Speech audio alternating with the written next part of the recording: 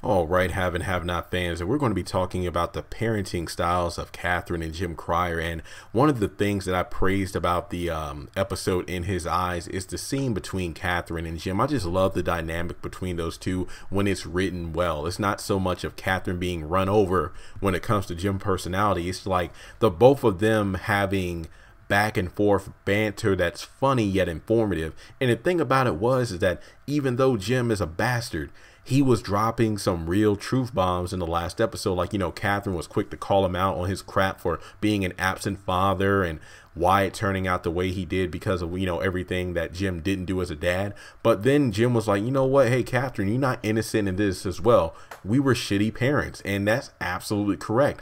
Even though, yes, Katheryn probably had good intentions and was more present in Wyatt's life than Jim was, you can't blame just Jim because both had a hand in how he turned out. You look at the fact that Jim listed it out, the nannies, the teachers, the drivers, going to tennis lessons, the governesses, pretty much all these people taking care of the parental duties that Katheryn and Jim were both supposed to do. I mean, that's probably how rich people work. It's like, I wouldn't know, obviously. I don't even think I had a babysitter. It was like, when me and my sister got, of age and were able to, know about locking doors and stuff like that, when we were waiting for the bus by ourselves, we just handled it because our parents had to go to work. And that's how it was. Like, we never had babies. Unless we got dropped off at our grandma's or aunt's or uncle's house or something like that. But yeah, we never had those people like that, waiting on us hand and foot, like Amanda and Wyatt. And this scene, I really did enjoy it because even though it was short, it gave us some backstory, and that's what I really love. A lot of characters on the show just need little scenes like this where even if the character that's being discussed isn't present in the room, we get some more about, how they were when they were younger and how that affected how they turned out today. Now, yeah, Jim was definitely telling the truth. It's like, everything that went down when we were supposed to be raising our children, we didn't do, and now we're paying for it. So, yeah, even though Katheryn and Jim were setting up their children for success, even going back to like season 2, I think, or was it season 3? I know that's when Candace was telling Jim, it's like, don't blame me for what happens to your daughter. You're the one who didn't raise your kids to deal with people like me in the real world. And even at the end of season 2, Katheryn was like, you literally protected your children so much that they're going to crumble into little pieces.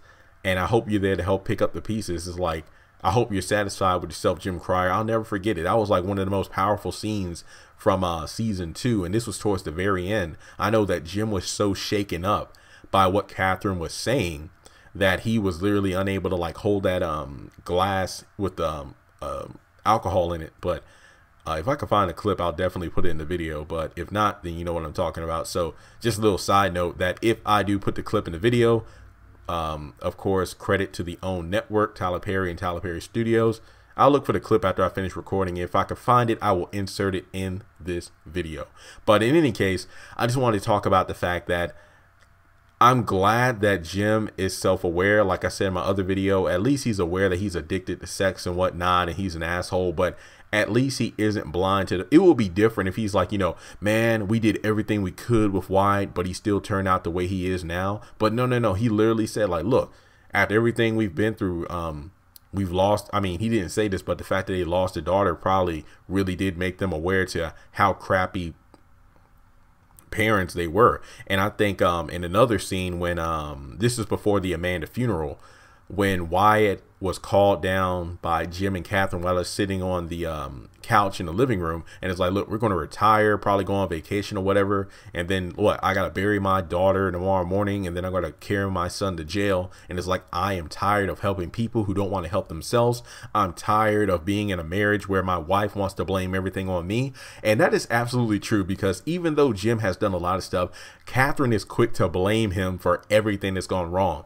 Not to say that about 95% of the problems they have is because of Jim Cryer. It's the fact that in a lot of cases, she's quick to blame him without recognizing her own shortcomings. And that's why this scene was so great, when Jim was pretty much calling Katheryn out for being absent in Wyatt's life just like he was. But I think I pointed it out in the video I did for the episode review that when it comes down to it, yes, Katheryn wasn't there like Jim was, but you can also blame Jim in terms of Wyatt being raped both times, because as a kid, you know, when that priest was touching him and whatnot, he called his dad to come pick him up from camp, but he said he had to work. And then later on, when Wyatt found Jim's phone laying outside of the front door, he unlocked it and then read through all the text messages and found out that the same day that that priest allegedly, you know, raped him and molested him, and Jim said he couldn't come because he had to work, Jim was with Celine.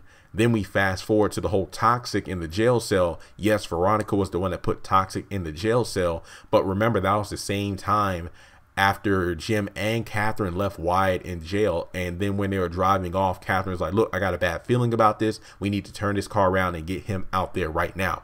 If Jim would have done that, they probably would have prevented Wyatt from being raped in jail by Toxic. That's what really threw me for a loop when you know, Katheryn was just sitting there. It's like, wow, how long is he going to be haunted by, you know, that priest at the Bible camp? And I'm just like, Katheryn, remember that Wyatt just got raped by Toxic in the jail not too long ago, so it's pretty obvious that's why he almost overdosed at the Sarandon Hotel and why he's getting high again right now. So hopefully, you know, they'll resolve that. But I just want to do this video talking about the parenting styles of the Criers. We can assume that the same thing was true about Amanda. Like, you know, they sheltered her so much with, you know, private tutors and whatnot, that's why she turned out to be so fragile today.